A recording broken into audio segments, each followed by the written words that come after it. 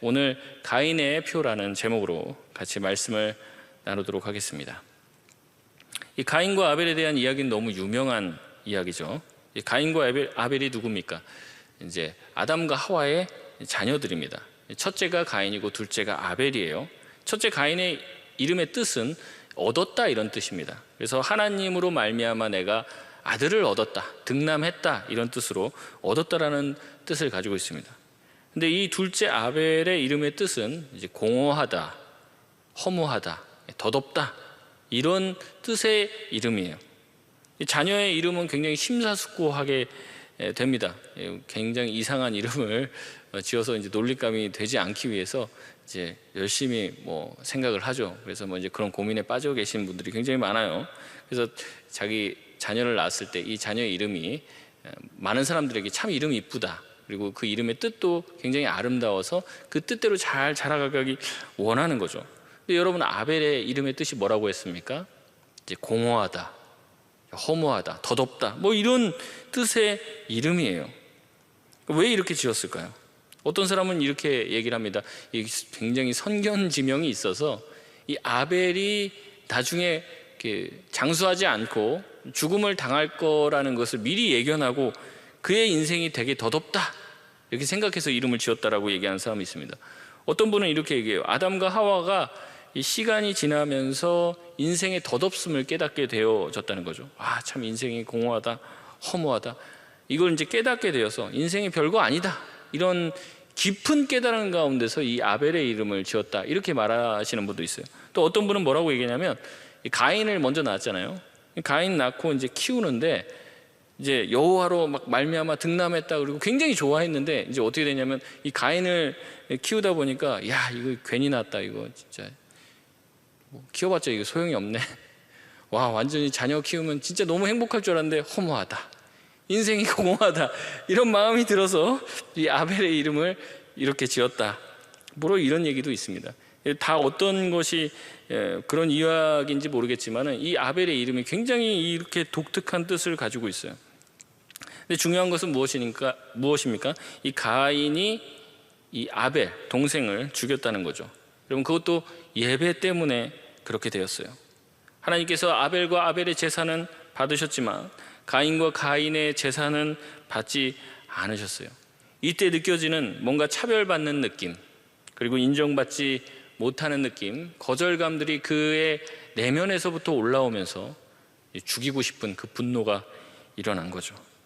이런 마음이 들었을 때 하나님께서 이렇게 말씀하고 계십니다. 창세기 4장 6절에서 7절 말씀을 보면, 여호와께서 가인에게 이르시되 내가 분하여 함은 어찌 됨이며 안색이 변함은 어찌 됨이냐? 내가 선을 행하면 어찌 낯을 들지 못하겠느냐? 선을 행하지 아니하면 죄가 문에 엎드려 있느니라. 죄가 너를 원하나 너는 죄를 다스릴지니라. 아멘. 여러분, 6절에 뭐라고 얘기합니까? 이제 하나님께서 얘기를 하는 거죠. 너 왜 화를 내? 너 왜 얼굴이 울그락불그락해지고 안색이 변하고 그래? 그래서 7절에 뭐라고 합니까? 네가 선을 행하면 어찌 낯을 들지 못하겠냐? 근데 화가 나갖고 얼굴에 안색이 변해서 고개를 들지 못하고 있는 이 가인의 모습을 보면서 하나님께서 얘기를 하는 거예요. 여러분, 지금 가인이 화난 거는 조금 이따 말씀드리겠지만, 가인이 화난 거는 이제 남의 탓으로 이제 가인은 돌리거든요. 근데 하나님은 지금 이제 가인에게 물으면서 너가 도대체 왜 화를 내느냐? 너가 왜 그 분노에 차 있고 그렇게 안에서 안색이 변하고 있느냐? 너가 선을 행하면 어찌 낯을 들지 못하겠느냐? 이렇게 얘기를 해요. 그러니까 지금 누구의 잘못이라고 하나님은 얘기하고 있는 거예요? 가인 스스로의 문제라는 거죠. 하나님 그걸 정확하게 얘기하고 있는 겁니다. 가인의 문제라고 얘기하는 거죠. 네가 잘못한 거다, 네가. 솔직히 맞죠? 가인이 잘못된 이 제사를 드리고, 여기에 대해서 이제 길게 얘기할 시간은 없고, 가인이 잘못된 제사를 드렸고 잘못된 예배를 드렸어요. 그래서 하나님한테 거절감을 받았다는 거예요. 이렇게 거절감을 느끼게 된 이유는 뭐냐면 가인에게 잘못이 있었기 때문에 그런 거라는 거죠. 여러분, 그런데 가인은 이 분노의 원인을 외부로 돌려요. 소위 말하면 이제 남 탓을 하는 거죠. 첫 번째는 누구 탓을 합니까? 하나님 탓을 해요.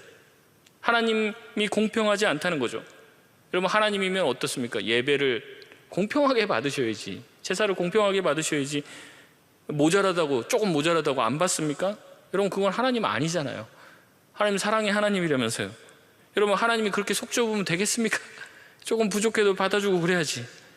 게다가 받기 싫으면 우선은 이 아벨과 같이 예배를 드리면 같이 받아주는 겁니다. 우선. 그다음에 나중에 이제 하나님이 이제 가인한테 이제 개인톡을 보내는 거죠. 야, 네 오늘 예배 너무나 잘 드렸다. 오늘 예배 드리는 거 보니까 너무 수고 많이 한 것 같아. 하지만 근데 좀 이런 거 부족했어. 그러니까 다음부터는 좀 잘 드리면 굉장히 좋겠다. 이렇게 아주 인격적으로 대하시면 되는데 어떻게 했습니까? 아벨 옆에 동생이 있는데 망신을 주는 거죠. 아벨 거는 받아주고 형 거는 안 받아줘요. 그럼 어떻게 합니까? 이 가인이 열받겠죠.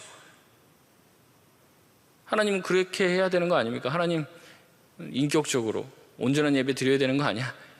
우선은 받아주고 네가 고쳐졌으면 좋겠어. 네가 잘 됐으면 좋겠어. 여러분, 그렇게 해야 되는 거 아니냐는 거죠. 화가 나는 거예요. 하나님한테. 가인은 자기를 망신 준 하나님에게 분노가 일어나는 거예요. 왜 내 예배는 안 받아주고 나를 거절하고 나에게 망신을 줘? 나를 공격해? 화가 확 일어나는 거예요. 두 번째는 뭡니까? 누구에게 탓을 돌립니까? 이 아벨에게 탓을 돌려요. 가인은 나는 이렇게 망신당하고 하나님은 나를 거절했는데, 이 아벨은 신나 보이는 거죠. 아벨은 행복해 보여요. 아벨이 드린 예배를 하나님이 받으시고 하나님이 아벨을 너무나도 사랑해 주시고 하나님이 아벨을 편애하는 것처럼 보이는 거예요. 그러니까 이 아벨에 대한 분노가 치밀어 오릅니다. 여러분, 이건 창세기 뒤에 보면 또 나오지만 이 요셉을 향한 형제들의 분노도 이와 비슷해요. 여러분, 이 아버지인 야곱이 요셉을 굉장히, 이 야곱의 12아들이 있는데 요셉을 굉장히 사랑해서 옷도 특별한 옷을 입히고 굉장히 애지중지 막 이렇게 합니다. 그럼 여러분, 이러한 장면에서 지금 잘못하는 건 누구예요? 요셉입니까? 형들입니까? 제일 잘못한 건 누구예요? 야곱이 잘못했죠. 왜 편을 해? 같이 평등하게 대해줘야지. 근데 어떻게 합니까? 이 요셉이 문제다라고 생각하고 이 형들이 요셉을 죽이려고 하죠. 그럼 아버지의 사랑을 받을 줄로 착각을 해요. 여러분, 이런 생각이 든 거예요. 아버지 앞에서 재롱 부리는 이 요셉을 죽이고 싶은 마음이 들었던 것처럼 이 아벨의 제사만 받는 하나님의 모습을 보면서 하나님에 대한 분노도 있지만 이 아벨에 대한 분노가 내 안에 일어나게 된 거죠. 여러분, 그렇지만 가인의 예배가 거절당한 것은 누구의 잘못이라고 얘기했습니까? 하나님의 잘못도 아벨의 잘못도 아니에요. 가인의 잘못인 거죠. 우리가 누구를 향해 원망이 되고 분노가 치밀 때 흔히 하게 되는 실수가 이것이라는 거예요.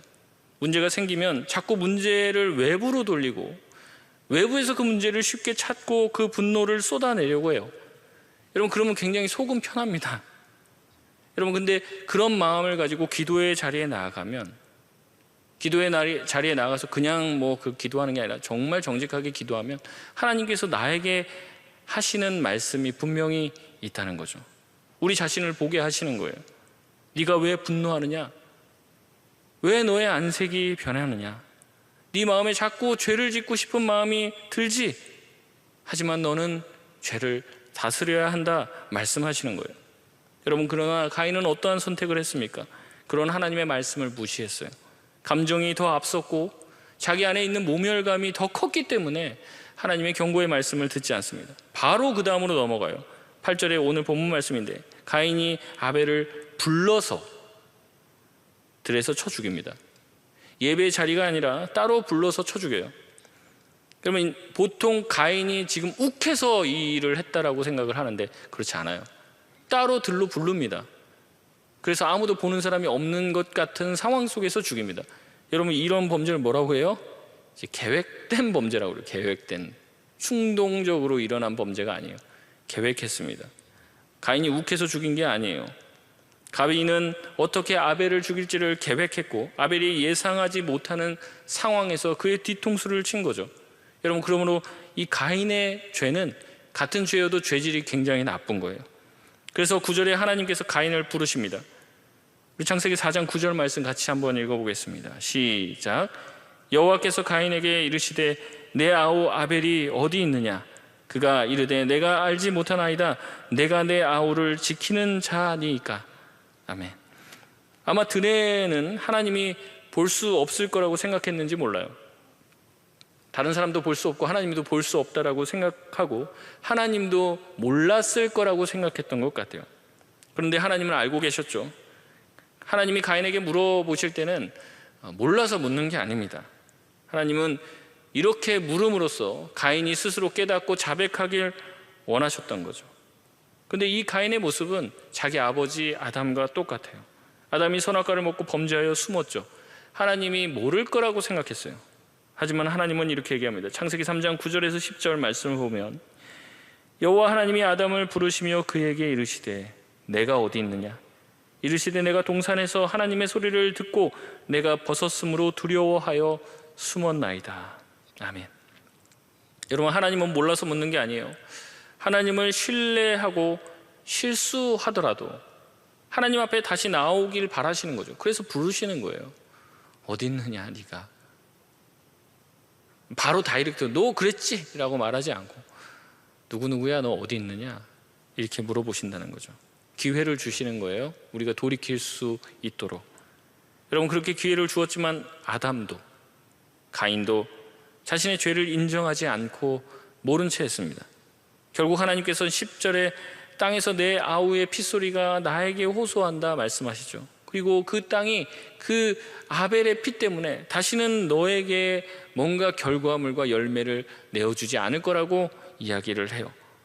이 가인은 뭐 하는 사람이었습니까? 농사 짓는 사람인데 이 땅이 그에게 경작해도 아무것도 주지 못한다면 이제 굶어 죽게 되는 거죠. 아무것도 얻을 생각을 하지 말라라고 말씀하시는 거예요. 여러분, 이렇게 하나님한테 들키고 저주의 그 대가를 받게 되는 거예요. 죄의 대가를 받게 되죠. 죄의 형벌을 받게 됩니다. 그러자 이제 정신이 번쩍 드는 거예요. 그제서야 정신이 드는 거예요.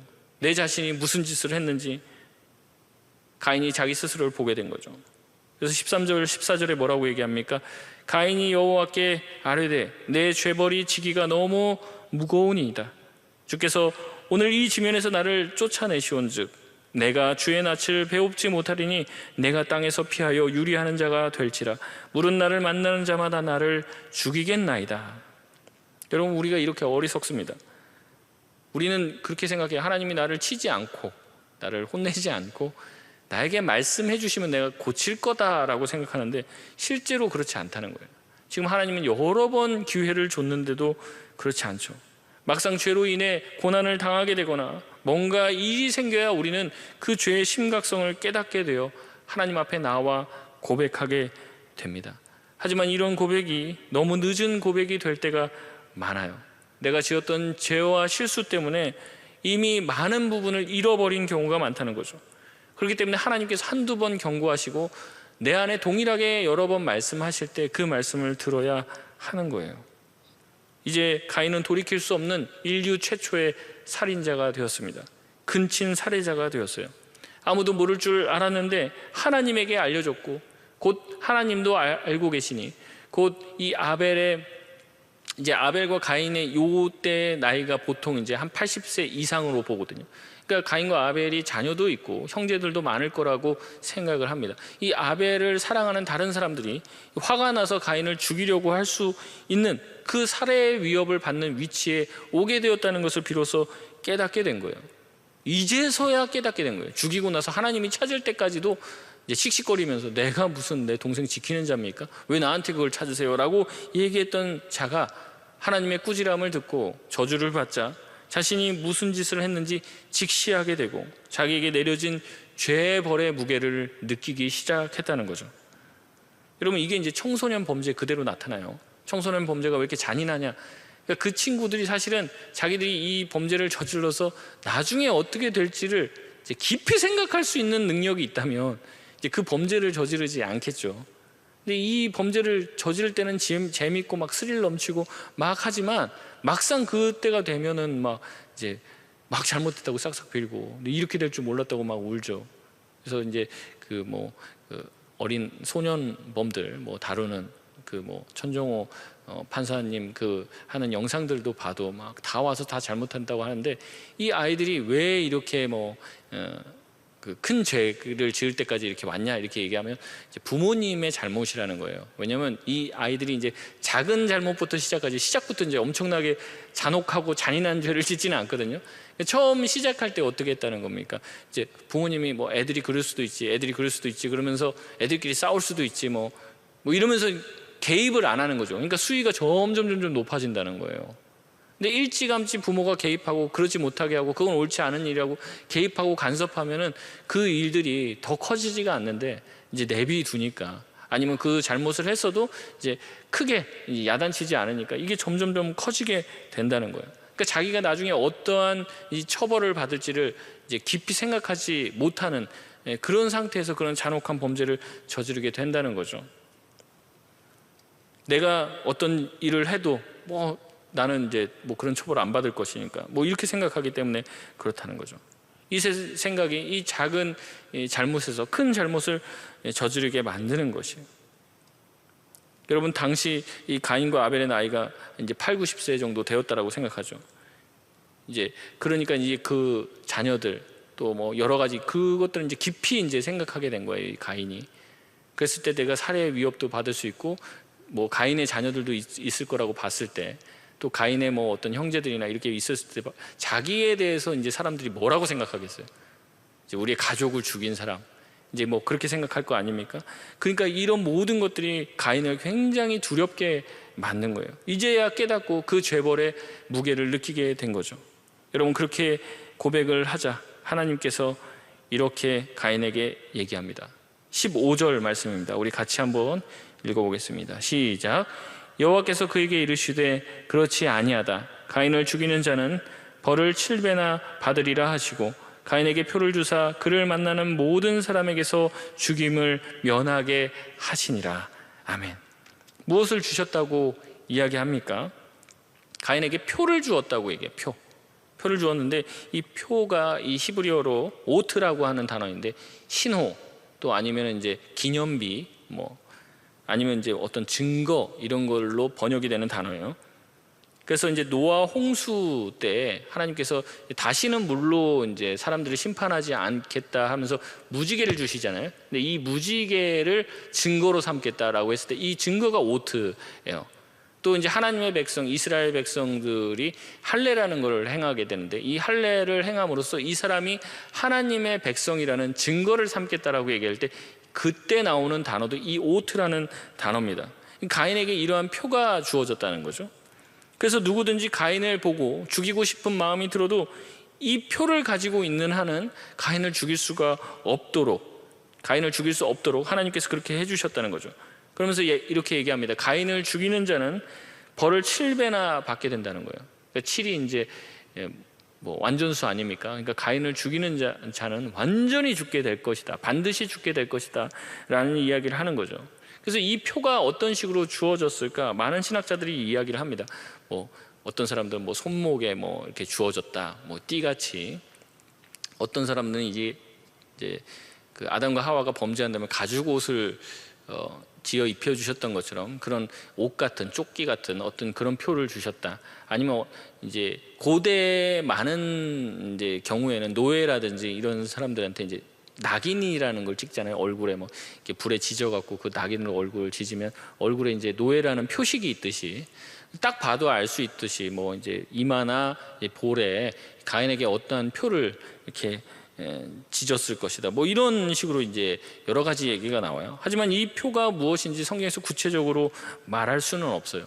근데 이 표가 상징하는 것은 무엇입니까? 이 표를 통해서 결국에는 가인은 다시 한번 또 기회를 얻게 되는 거예요. 다시 한번 또 용서의 기회를 받게 되었다는 거죠. 여러분, 이 표를 뭐 그게 손목이 되었든지 아니면 얼굴에 그 표가 새겨졌든지 뭐 물을 보면서 뭐 자기의 얼굴을 보거나 얼굴을 만지면서 자기의 그 표를 만지면서 느껴질 때마다 이 가인이 무슨 생각을 했을까요? 아마 이런 생각을 했을 겁니다. 자기가 자기 동생을 죽였던 그 죄악을 기억하겠죠. 내가 왜 이 표를 받았나? 내가 내 동생을 욱하는 마음에 계획하여 그를 죽였던 그 자기의 죄가가 생각이 날 거예요. 동시에 무슨 생각이 날까요? 이 표를 받음으로 인해서 나 또한 죽임을 당할 수밖에 없는 상태에서 하나님이 나를 지켜주시고 보호해 주시고 용서해 주시고 나를 살려주셨다라는 생각에 감사하게 되었을 거예요. 이 두 가지를 다 생각한다는 거죠. 나의 죄 그리고 하나님의 용서를 생각하게 되었다는 거죠. 여러분, 우리에게 있어서 나의 죄를 떠오르게 하고 하나님의 용서를 떠오르게 하는 그 표가 있다면 그것이 무엇이겠습니까? 저는 묵상하면서 이것이 십자가라는 생각을 했어요. 십자가를 바라보면 뭡니까? 우리의 죄가 생각이 나죠. 우리 때문에 십자가에 죽으신 예수 그리스도, 우리 때문에 십자가에서 자기의 물과 피를 다 쏟으시고 고통 가운데 죽으신 예수 그리스도, 그분이 생각나는 거예요. 그러면서 나의 죄들이 생각나는 거죠. 나의 처참함과 나의 비참함을 보게 되는 거죠. 내가 다 회개하고 내가 되게 잘난 줄 아는데 다시 십자가 앞에만 가면 저의 죄가 보이고 제가 하나님의 말씀에 순종하지 않고 주님의 말씀대로 살지 않았던 제 자신을 보게 되는 거예요. 근데 그 십자가를 다시 보면 그것만 보는 것이 아닙니다. 그렇게 절망하고 낙심한 저의 마음에 예수님께서 다가오셔서 등을 두드리며 얘기하는 거죠. 왜 그래? 왜 그렇게 하고 앉아있어? 내가 다 용서했고 다 너의 죄를 위해서 십자가에 죽었는데 왜 낙심하니? 다시 일어나라. 다시 돌이키고 새로운 삶을 살자. 내가 너와 함께 할게. 내가 너를 떠나지 않을게 라고 용서를 하며 새 힘을 주시는 것을 경험하게 되는 거예요. 이 가인의 표와 같이 우리에게 우리의 죄를 생각나게 하고 예수 그리스도의 십자가를 생각나게 하는 것이죠. 그래서 우리는 십자가 앞에 서면 어떻습니까? 나의 죄와 나의 한없이 비참한 죄된 모습을 보면서 동시에 무엇입니까? 나를 구원하신 하나님의 사랑과 은혜에 감격하게 되는 거죠. 그래서 십자가를 바라보며 흘리는 눈물은 두 가지인 것 같아요. 나의 죄, 나의 씻을 수 없는 나의 죄, 나의 비참함, 나의 연약함을 보며 슬퍼하는 거죠. 소망 없는 나를 보며. 동시에 무엇입니까? 그럼에도 불구하고 나를 사랑하시고 우리가 아직 죄인 되었을 때 우리를 구원하신 예수님의 그 사랑 때문에 감격하고 기뻐하고 다시 소망과 기회를 주신 주님 앞에 감사할 수 있는 거예요. 여러분, 우리는 다 말하지만 우리 입술만으로 그렇게 얘기하지 우리 내면으로 진정으로 그렇게 고백하지 못할 때가 많이 있는데, 여러분, 저와 여러분이 반드시 알아야 되는 것은 우리는 모두 죄인입니다. 우리 중에 의인은 없어요. 의인은 없으니 하나도 없다라고 말씀하시죠. 우리는 다 죄인입니다. 죄의 문제를 어디서 외부에서 찾겠습니까? 찾을 거 없습니다. 내 안에 다 있습니다. 세상 온갖 더럽고 추악한 것이 내 내면 안에 다 있는 거죠. 남이 문제입니까? 그렇지 않아요. 내가 문제예요. 남의 들보는 잘 보는데 나의 티끌은 보지 못하는 거예요. 그래, 누가 그렇더라. 그 마음이 벌써 드는 것 자체가 문제인 거예요. 요한일서 1장 8절에서 10절 말씀 보면 이렇게 얘기합니다.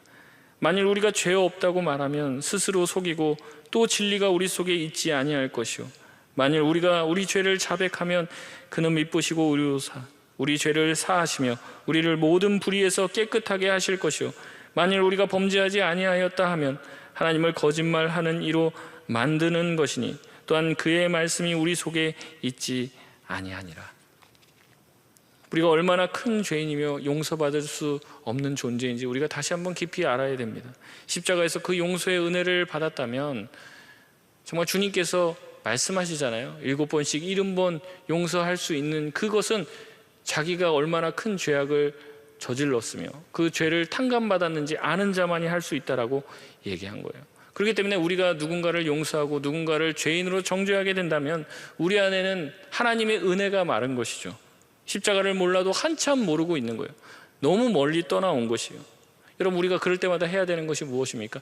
다시 가인에게 준 그 표를 기억하듯이 우리가 다시 한번 십자가를 떠올리며 다시 십자가에 나아가 예수 그리스도의 보혈의 피로 하나님의 은혜에 흠뻑 잠겨야 한다는 것입니다.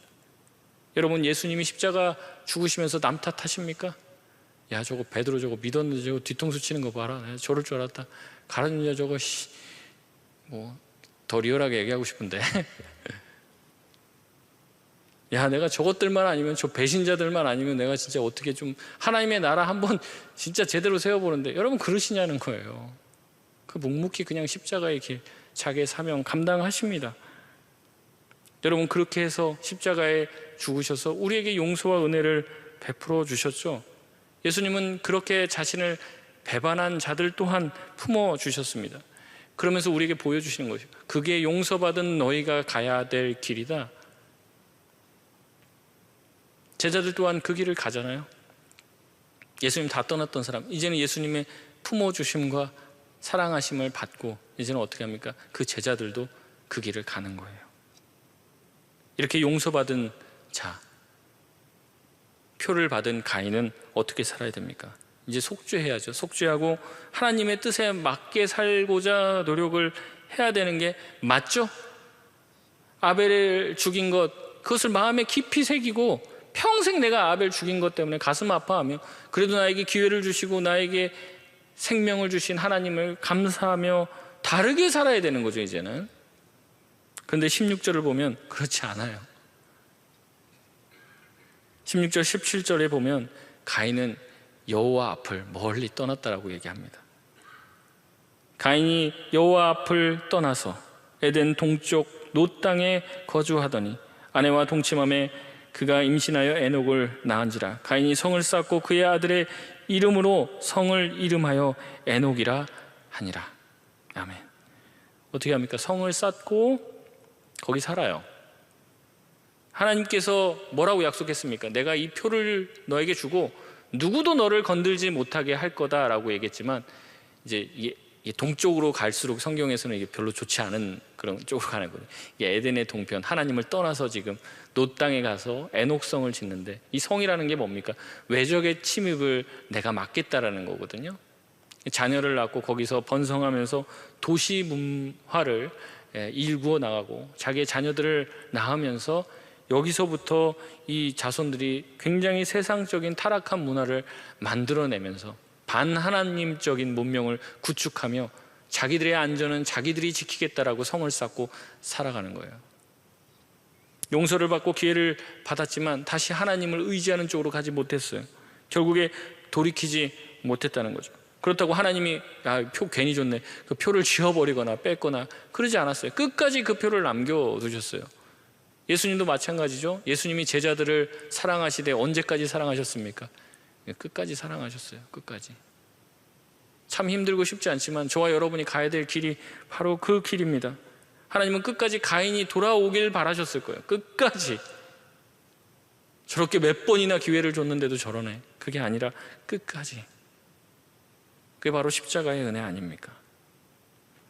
말씀을 맺겠습니다. 살인자 가인에게도 하나님은 은혜를 베풀어 주셔요. 용서를 베풀어 주시죠. 그리고 표를 주십니다. 기억하라는 겁니다. 기억하라는 거. 너의 죄를 기억하고 너의 죄를 용서한 하나님의 사랑, 용서를 기억하라는 겁니다. 너의 죄와 네가 받은 그 용서를 기억하라는 겁니다. 우리에게 주신 표는 무엇입니까? 십자가죠. 그 십자가를 기억해야 돼요. 십자가를 통해서만 우리가 겸손해질 수 있습니다. 나의 본 모습을 볼 수 있어요. 그래, 내가 희망 없고 소망 없는 죄인이구나. 하나님의 사랑과 용서 받아주심이 없으면 나는 여기에 서 있을 수 없구나 라는 것을 깨닫게 되는 것은 십자가 앞에서만 깨닫게 되는 거예요. 나의 죄 때문에 내 죄가 얼마나 지독한 죄인지를 기억하고 우리가 새로운 삶을 시작할 때 예수님의 십자가의 그 피를 헛되게 만들지 않고 살아갈 수 있는 것이죠. 물론 우리 안에 그 힘이 없습니다. 우리는 그 힘을 그렇게 살아갈 능력이 없어요. 그래서 예수님 말씀하시죠. 내가 너희와 함께 하겠다. 내가 너희와 함께 하겠다. 너희 안에 내가 있겠다라고 말씀을 하시잖아요. 그래서 우리가 어떻게 됩니까? 늘 이걸 기억해야 돼요. 너무 자주 잊으니까 십자가를 자꾸 기억하고 목에만 걸고 다니니까 잘 안 보여서 그런지 몰라서 십자가를 보고 나의 죄를 보고 하나님의 용서를 바라보고 다시 한번 십자가에 돌아가 나와 함께 하시고 나에게 새 힘을, 새 삶을 주시겠다 약속하신 그 하나님을 기억하며 주님께로 돌이키는 삶을 살아갈 수 있는 우리 모든 청년들, 우리 모든 성도님들 되시길 주의 이름으로 소원합니다.